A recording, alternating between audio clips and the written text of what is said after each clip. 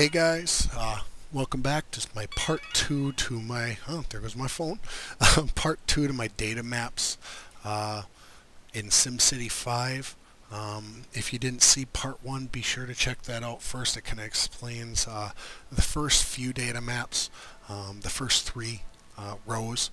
This one will hopefully cover the remaining four. Otherwise, it may be split into another video here. So let's go ahead and get right into it. The next one where I left off, waste disposal maps. When you've got garbage and recycling, you'll get a couple different colors. When you open the garbage, these brown bars are showing your garbage. That's just where garbage in general is. The darker the color is, the more garbage there is in that particular building. I'm trying to look. I've got, most of these are pretty light colored, but like my expo center has kind of a darker brown, so there's a little bit more garbage in this building than there is per se in my airport building sitting next to it. So it shows where the garbage is. If you've got a recycling center set up in your city, or you got recycling being taken care of, you'll also have a green bar that functions the same way, showing what the amount of recyclables are in your city. Recycling and garbage, doesn't matter. If it gets to be too much, Sims will complain and it will create ground pollution. So you want to make sure you don't have each day after your garbage collection, after the garbage shift goes through, that they're pretty low. At the moment, it doesn't seem to matter how many trucks you have or how many dumps you have, you will always have a little bit of garbage left over. I don't know if that's as intended or just a bug, but so don't fret if like one or two buildings still has a little brown bar on them, and you don't see the garbage trucks. It's when them brown bars are getting darker, turning to red, or not going down at all each day. Same with recycling. You want to watch them. Them will be just a plain green color, but they'll get taller as more recyclables are built up. The next one is the fire risk. Fire risk is fairly straightforward. White buildings are low risk to fire. The dark red buildings are extremely high risk. Example is here. You're going to have most of them with kind of a light red pinkish color. That's, it's hard to get it much lower than that. Them are pretty safe usually as long as you have some fire department, but like the bright red, you want to watch out for them.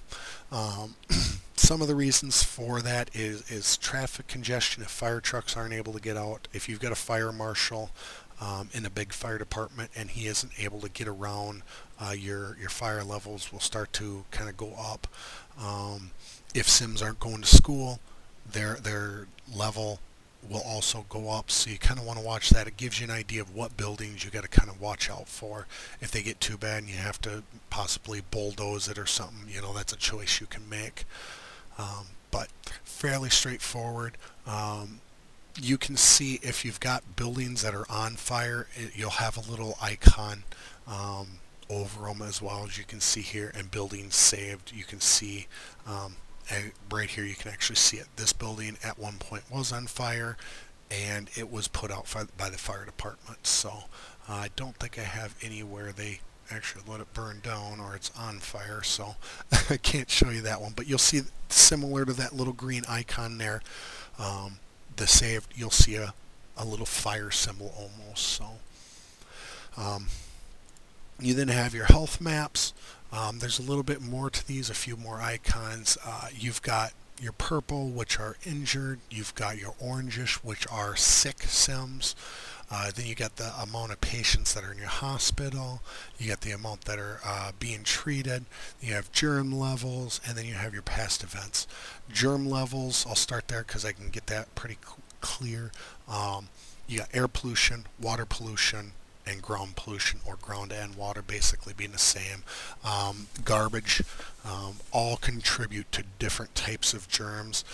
There's a germs map, and like I said, I'll probably go into detail on some of these other ones a little more just to give you these ideas. But it'll actually go into detail, show you what kind of germs, whether it is air pollution or it's ground pollution or what. It'll give you a little more detail on what kind of germs are getting.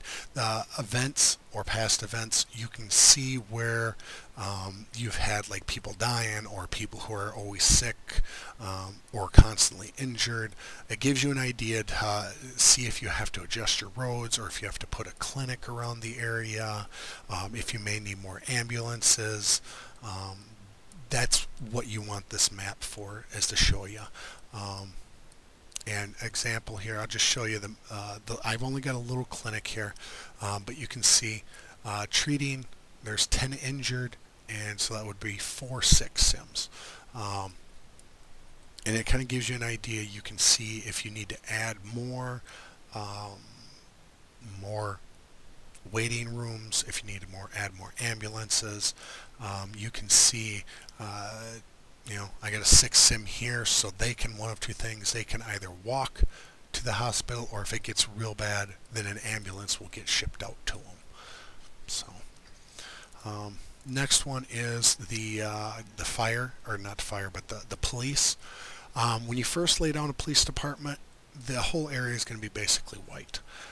How you get the blue is by having almost no criminals and lots of police cars to patrol the area.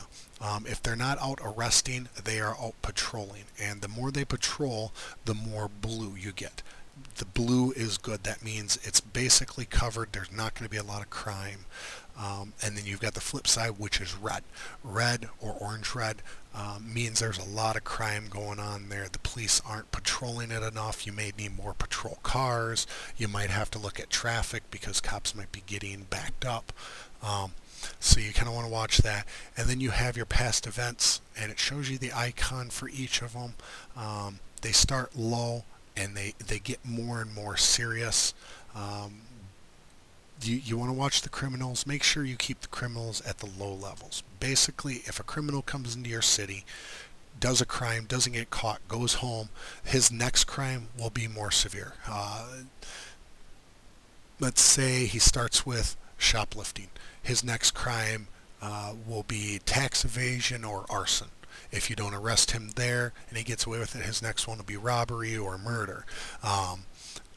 And so it upgrades, just like when you arrest them and put them in jail, then it drops down one level. So you kind of want to make sure you always have enough cops, especially in like casino or commercial cities. They do not like criminals. So having enough police in the area to patrol it and keep your area blue is a really good thing to do.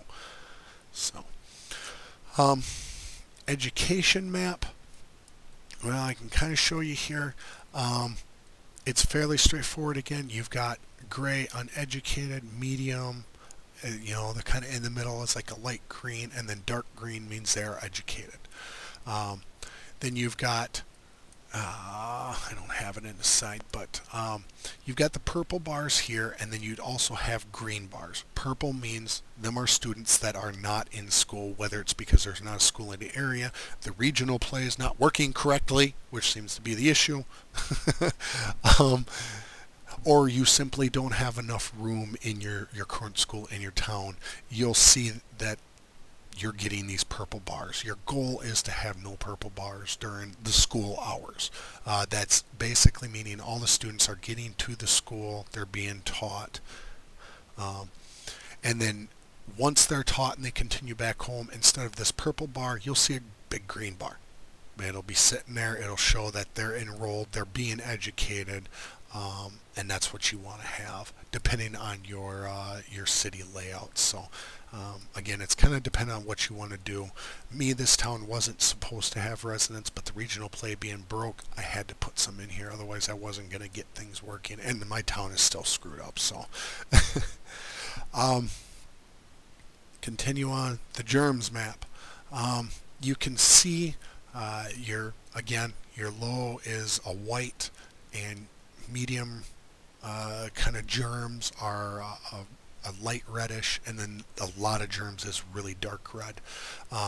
You can see each of the germ sources, what they're coming from, and usually, as long as I think part of it's, I got it paused, but you can usually see it'll be blinking above the buildings. It'll blink above the buildings what their issue is, and that you can find actually by clicking the other buttons down at the bottom and then going to that data map button through there.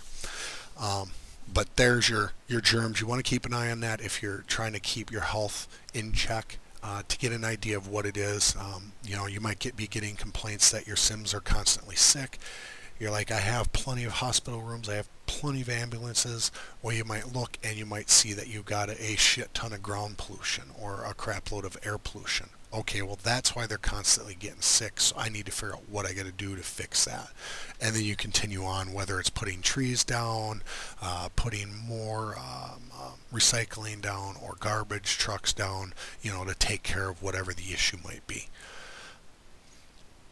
You then have air pollution maps. You will get an arrow, little arrows that'll kind of blink through.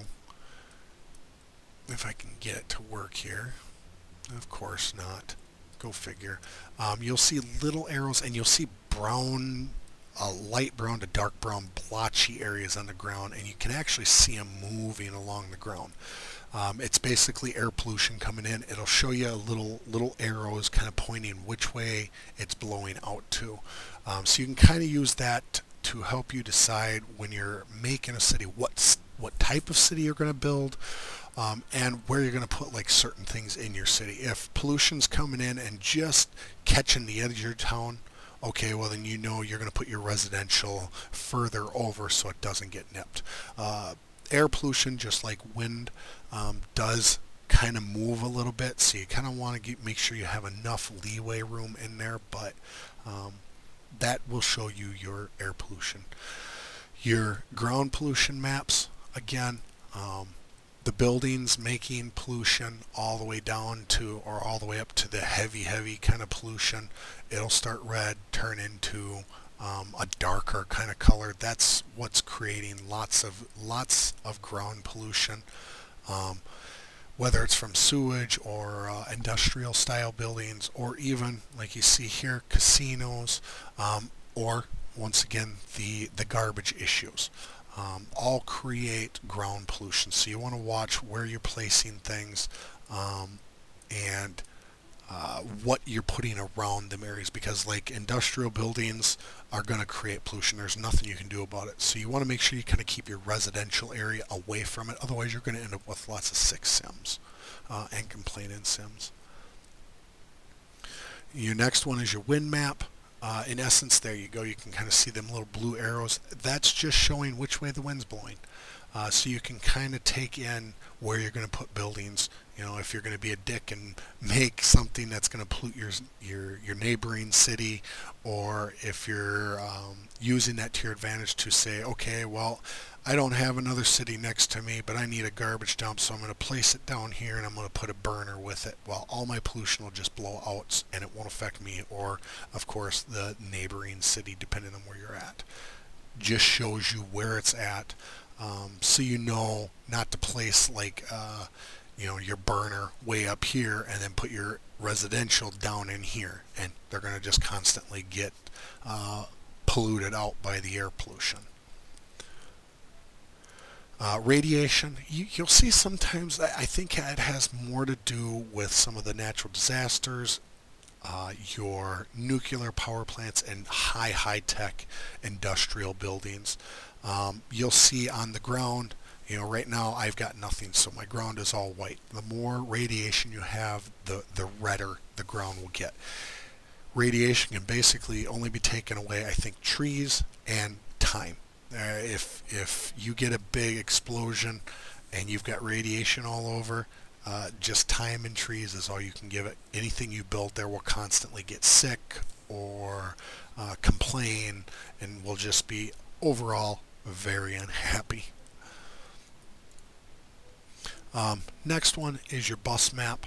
When you click this, you can see any of your little bus stops. As you can see here, I've got a bus stop here. Even though it's behind a building, it is there.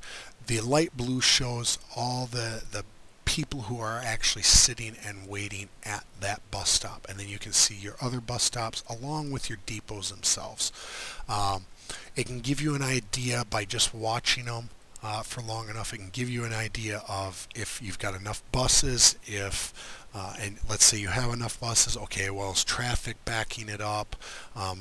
Do I have too many buses? Are my buses just driving around in circles?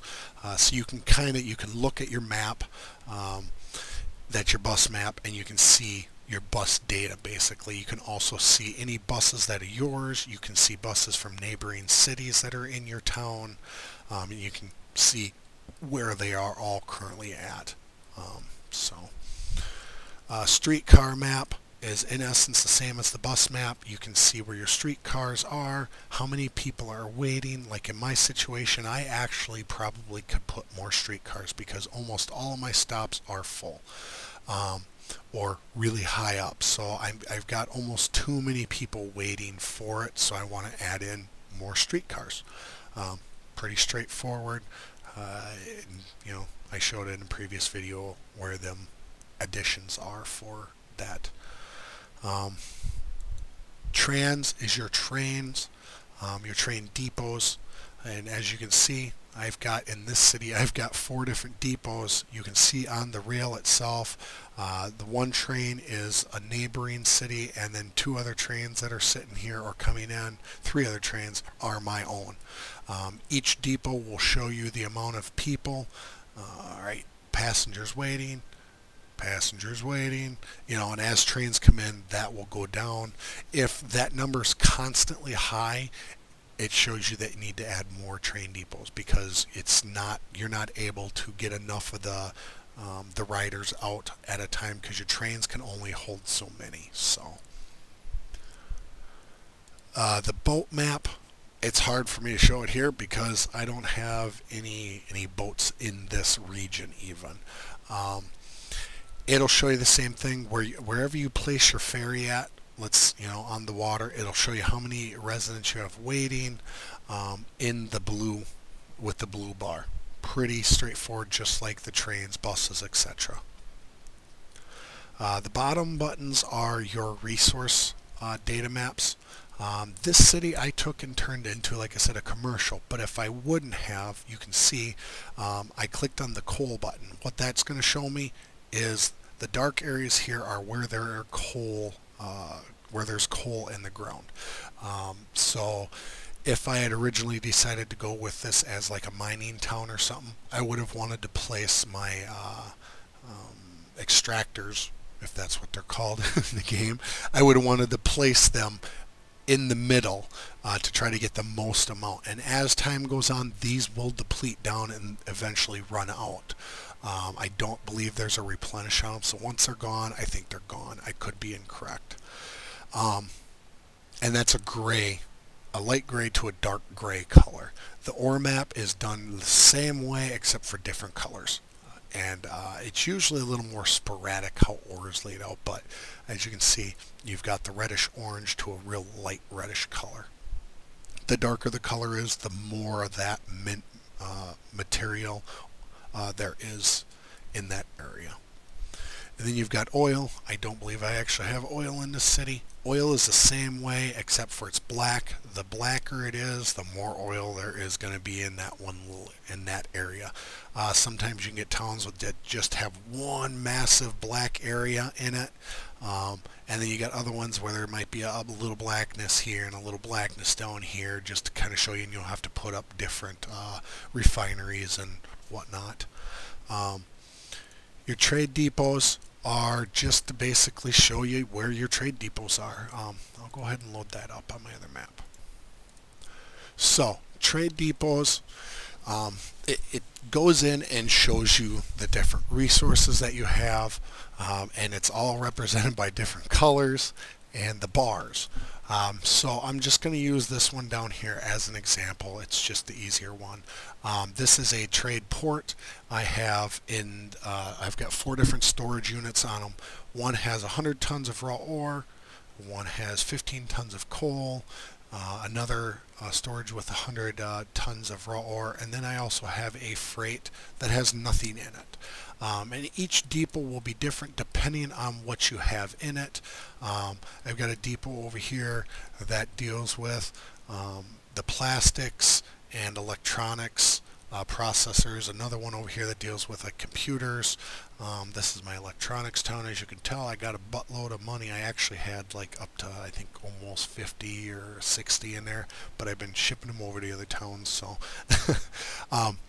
but each bar represents what kind of material you have, how much is there. So if you're running low on something, or one of the buildings are complaining they don't have enough of something, you can open this up and you can see what each of your trade depots, or even where your delivery vehicles are at, to get an idea if there's too much traffic so they're not able to get through, if there actually is none in one of your buildings, whether it be the one mining it like over here, raw ore. I've got too much in there, and as you can see, the building itself is closed, but I have ore in there. It's because I don't have enough trucks delivering to my trade depots, or my trade depots are full, which it looks like this one is for my ore. So I'm not going to be able to get that out until my trade port goes down, and then the delivery trucks get it out of the mine. Then the mine will open back up.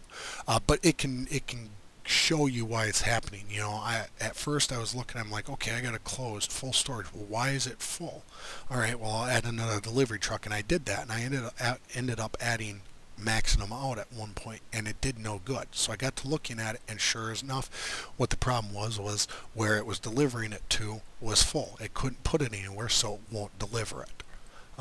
So that's kind of your trade map. And I guess I'll have to pop back over to my other map now again. Alright, and the last map is your tourism. This shows your tourists and their wealth level coming in, along with hotels that you might or might not have in your city. Depending on the type of city you have, you may have none of this information. Like an industrial city, you won't really have any of this. Residential, you won't really have any of this. More based towards the tourist types, or the commercial style. But as you can see, I'll start off easy. The dark blue buildings are all hotels. You want to have a good medium amount of them, depending on what you have in your city, because you want your tourists to be able to have places to stay, but at the same time they need places to shop, so you don't want all the hotels. So this gives you an idea. If you start getting massive amounts of hotels, you're going to have to figure out why it's, you know, do you have too many casinos, do you have too many landmarks, you may have to bulldoze some of them down, etc. And then you've got your tourists, the amount. If you look, it's kind of hard to see the building right now. You can only see one purple mark. That's my high wealth. I've got 7 or 8 or whatever it's going to go up to. But other wealth levels will also show. It'll have another bar that is either yellow or orange. That'll show coming up, and that shows you the amount of that specific wealth level tourist coming in. As you can see on the roads, you can see that there's Sims traveling. All these that you're seeing right now are high wealth Sims that are traveling around, and then you've got other ones that aren't tourists. They're just, whether they're residents or workers or whatever. But the colored ones are what you want to pay attention to. And then in the hotels, you have another light blue bar, shows the amount of guests that are in that hotel, whether it's that one or this one. Some of them won't have nothing. See, this is a hotel right here. There's no bar, and they're complaining there's no shoppers going out of business. What that means is they don't have enough people wanting to come to their hotel and stay. Same with over here. These are small hotels, but they're not getting much business, so they're complaining that they need more. And so that kind of covers the main data maps over here. I'm going to go ahead and cut this video off. I will put one more out, and what that's going to contain is the data maps that you'll get by clicking the lower buttons. It should basically be the same, if I remember right. Yeah, it is actually all the same. So actually, I don't think I'm going to do that. I think this will cut it.